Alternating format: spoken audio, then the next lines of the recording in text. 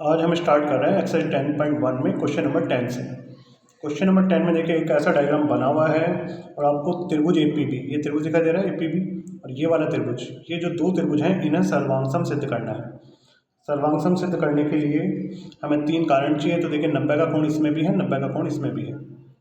एक कारण, ये बी कोण और ये डी कोण बराबर हैं क्योंकि ये ABCD एक समांतर चतुर्भुज है, तो एकांतर स्थिति के कोण है जो जेड की शेप बन रही है। दूसरा कारण, और तीसरा कारण होगा AB भुजा CD भुजा के बराबर होगी क्योंकि समांतर चतुर्भुज की सम्मुख भुजाएं बराबर होती हैं। तो तीन कारण हो गए, तो जिसमें दो कोण हैं और एक भुजा है। एक कोण उस भुजा पर है, एक उस भुजा पे नहीं है, तो AAS सर्वांग समता नियम से दोनों त्रिभुज सर्वांग सम हो जाएंगे। और फिर सेकंड पार्ट में फर्स्ट पार्ट से अगर CPCT लगाएंगे तो पहले दो बिंदु AP लेने पर उसके पहले दो बिंदु CQ लेंगे, तो इस तरह से CPCT के आधार पर AP बराबर CQ सिद्ध हो जाएगा। तो ये क्वेश्चन आप सॉल्व करके देखेंगे। क्वेश्चन नंबर 11 में ये डायग्राम बना हुआ है और इसमें दिया गया वगैरह देखिए आप बुक से उतार लेंगे। सिद्ध करने में भी 6 पार्ट्स हैं, वो सभी बुक से उतार लेंगे। मैं आपको उत्पत्ति समझा रहा हूँ। उत्पत्ति में सबसे पहले हमें ABED को समांतर चतुर्भुज सिद्ध करना है। और क्वेश्चन में देखिए चतुर्भुज ABED की बात कर रहा हूँ मैं। ABED ये जो चतुर्भुज है ये दिखाई दे रहा होगा आपको। इसमें AB भुजा D भुजा के बराबर दी गई है आपको, और AB भुजा D भुजा के समांतर भी दी गई है। तो AB बराबर D, AB समांतर D। और हमने एक प्रमेय पढ़ी है कि अगर किसी चतुर्भुज की सम्मुख भुजाओं का एक जोड़ा समांतर व बराबर हो तो वह समांतर चतुर्भुज होता है।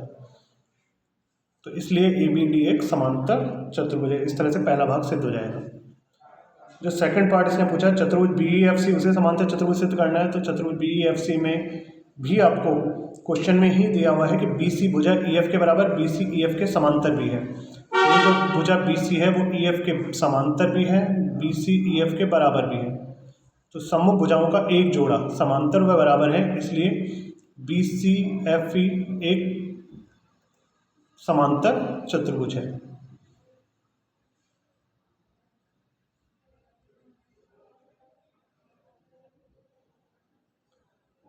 थर्ड पार्ट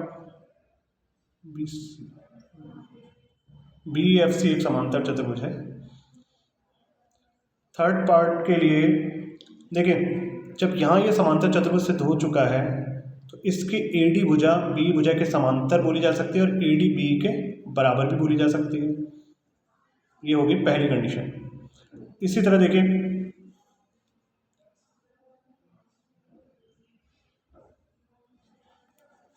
CF भुजा, ये जो CF दिखाई दे रही है ये B के समांतर हो जाएगी क्योंकि इसको हम अभी समांतर चतुर्भुज सिद्ध कर चुके हैं BCFE को। तो ये सब समांतर चतुर्भुज सिद्ध हो गया है, तो इसकी CF भुजा भी B के समांतर होगी, CF भुजा B के बराबर होगी। तो यहाँ इन दोनों में हम क्या देख रहे हैं, इसको कंडीशन फर्स्ट, इसको कंडीशन सेकंड डाला है मैंने।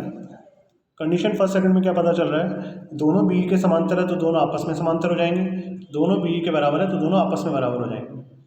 तो इस तरह से AD CF के समांतर भी हो गया, AD CF के बराबर भी हो गया। और अगर हम डायग्राम देखें तो अगर AD और CF क्या है, सम्मुख भुजाओं का एक जोड़ा है, ये समांतर भी है और बराबर भी है, तो इसका मतलब ये आकृति एक समांतर चतुर्भुज है।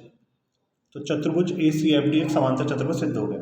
और अगर ये समांतर चतुर्भुज है तो हम यहाँ देखें तो AC और FD समांतर चतुर्भुज की सम्मुख भुजाएं हैं, और समांतर चतुर्भुज की सम्मुख भुजाएं बराबर होती है, तो AC बराबर FD सिद्ध हो गया। इसको कंडीशन नंबर 3 डाल दिया मैंने। अब दोनों त्रिभुजों का नाम लिखा, त्रिभुज ABC और त्रिभुज DEF। इन दोनों त्रिभुजों में बात करें तो AB बराबर DE और BC बराबर EF, ये दो चीज़ें क्वेश्चन में दी हुई है, और AC बराबर DF देखिए यहाँ पे सिद्ध हो चुका है। तो तीनों भुजाएं बराबर हो गई, तो ट्रिपल S सर्वांग समता नियम से दोनों त्रिभुज सर्वांग सम सिद्ध हो गए। तो इस तरह से ये इसका 6 पार्ट सिद्ध हो गया। क्वेश्चन नंबर 12,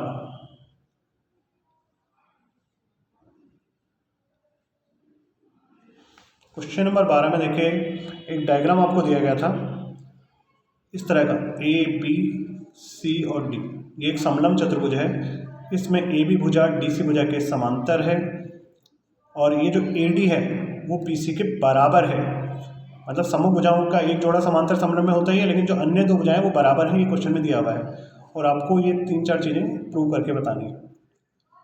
इसमें हमने रचना ये की कि C से एक लाइन ऐसी बनाई जो इस AD के समांतर हो, और AB को जब आगे बढ़ाया तो E पर मिल रही है। इस तरह से हमने इसमें रचना की है और इन कोणों को नंबर 1, 2, 3 और 4 नंबर डाल दिया। अब गौर कीजिए, देखिए सबसे पहले मैं बात करूं ये बड़े वाला चतुर्भुज DCEA के बारे में। तो AE DC के समांतर होगी, क्योंकि AB समांतर जब DC दिया हुआ है तो ये भुजा कंटिन्यू में आगे जा रही है, तो ये पूरी भुजा AE भी DC के समांतर ही रहेगी और ये भुजा इसके समांतर रचना में बनाई गई है। तो समूह भुजाओं के दोनों जोड़े समांतर हैं।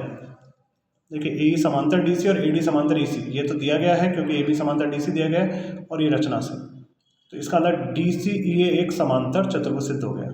अब अगर ये समांतर चतुर्भुज है तो इसकी AD भुजा EC के बराबर सिद्ध हो गई, लेकिन AD बराबर BC क्वेश्चन में दिया हुआ है आपको, तो ये भुजा भी AD के बराबर है और ये भुजा भी AD के बराबर है, तो ये दोनों भुजाएं आपस में बराबर सिद्ध हो गई और इन दोनों के बराबर सिद्ध होने से एंगल 3 और एंगल 4 बराबर सिद्ध हो गए। तो देखिए ये सब बातें यहाँ लिखी गई है। AD बराबर EC समांतर चतुर्भुज की समूह भुजाएं हैं और AD बराबर BC क्वेश्चन में दिया है, दोनों AD के बराबर तो दोनों आपस में बराबर, और त्रिभुज की जब ये दो भुजाएं बराबर है तो एंगल 3 बराबर एंगल 4। उसके बाद देखिए इस डायग्राम में 1 और 4 के बारे में बात करें तो क्योंकि हम ये बड़े वाले को एक समांतर चतुर्भुज सिद्ध कर चुके हैं, तो 1 और 4 अंतःकोण है और अंतःकोणों का योग 180 डिग्री होता है, और 2 और 3 रेखिक कोण युग्म है तो इनका योग भी 180 डिग्री होगा। तो देखिए 1 और 4 का योग 180 क्योंकि अंतःकोण है और 2 और 3 का योग भी 180 क्योंकि रेखिक कोण युग्म है। उसके बाद देखिए 3 और 4 बराबर सिद्ध हो चुके थे, तो इसका फायदा किस तरह से उठाएंगे। समीकरण 4 व 5 से ये दोनों 180 डिग्री के बराबर हैं, तो ये दोनों आपस में बराबर होंगे, तो यानी 1 + 4 बराबर होगा 2 + 3 के, तो 1 + 4 बराबर 2 + 3 और 3 बराबर 4 सिद्ध हो चुका है, तो यहाँ 3 को हटा के 4 लिख दिया। जैसे ही 4 लिखा एंगल 4 से एंगल 4 कट गया, एंगल 1 बराबर एंगल 2 सिद्ध हो गया। एंगल 1 जो है वो एंगल A का नाम था और एंगल 2 जो है वो एंगल B का नाम था, तो एंगल A बराबर एंगल B सिद्ध हो गया। इस तरह से फर्स्ट पार्ट प्रूव हो गया इसका। सेकंड पार्ट के लिए देखिए मैं बात करूं एंगल B और C की, तो B और C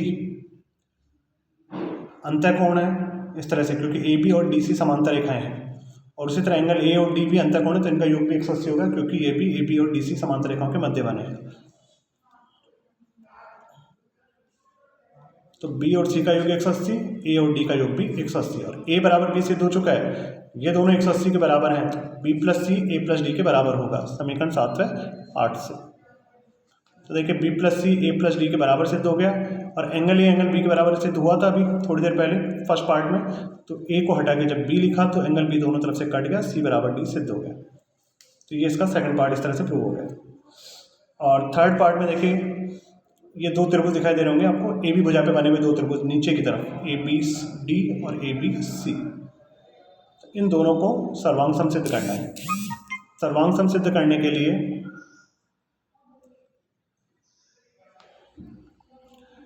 देखिए त्रिभुज ABC और त्रिभुज ABD में AB भुजा दोनों त्रिभुजों में कॉमन है, ये वाला एंगल A इस एंगल B के बराबर है, ये हम प्रूव कर चुके हैं, और AD भुजा BC भुजा के बराबर है, ये क्वेश्चन में दिया हुआ है। तो ऐसे सर्वांग समता नियम से दोनों त्रिभुज सर्वांग सम सिद्ध हो गए। प्रॉपर सीक्वेंस में नाम लिखने के बाद इसका पहला तीसरा बिंदु अगर AC लिया तो इसका पहला तीसरा बिंदु लेंगे BD, AC बराबर BD सिद्ध हो जाएगा CPCT के कारण, और इस तरह से इसका लास्ट पार्ट भी प्रूव हो जाएगा। तो आज ये एक्सरसाइज कंप्लीट हो गई है।